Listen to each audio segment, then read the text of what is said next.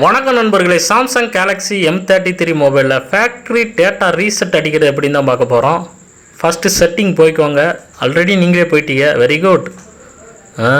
என்ன ரொம்ப தேடுறீங்க? அதாங்க அக்கௌண்ட் பேக்கப்னு இருக்குல்ல, அதுதான். சரி, மேலே போயிட்டு கீழே வரீங்களா? வாங்க வாங்க, ஒன்றும் அவசரம் கிடையாது. அதே தாங்க, அடி நச்சுன்னு அடிச்சிட்டிங்களே, அங்கே இருக்குது பாருங்கள். அதுதான் reset. Okay, factory data reset. அதே தாங்க, கிளிக் பண்ணிட்டீங்க. இது ரீசெட்டுன்னு அடிச்சிட்டிங்கன்னா ரீசெட் ஆயிருங்க. இது எல்லாமே டெலீட் ஆயிரும். அதனால் நீங்கள் என்ன பண்ணுறீங்கன்னா, இதை எப்போவுமே ஒரு எஸ்டி கார்டில் பேக்கப் எடுத்து வச்சுக்கோங்க. உங்கள் டேட்டா அப்போனா தான் உங்கள் டேட்டா திரும்ப உங்களுக்கு கிடைக்கும். இல்லைன்னு வச்சுக்கோங்களேன், இது எல்லாமே போயிருங்க.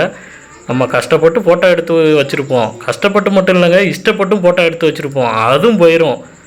பிறகு ஒரு சில பேர் ஐயோ என் ஃபோட்டோ போயிடுச்சேன்னு கதறணும். அதுக்கு தான் நான் சொல்கிறேன், எஸ்டி கார்டில் எடுத்து வச்சுக்கோங்க. ஓகே நண்பர்களே, மீண்டும் அடுத்த ஒரு வீடியோவில் சந்திக்கிறேன். நன்றி.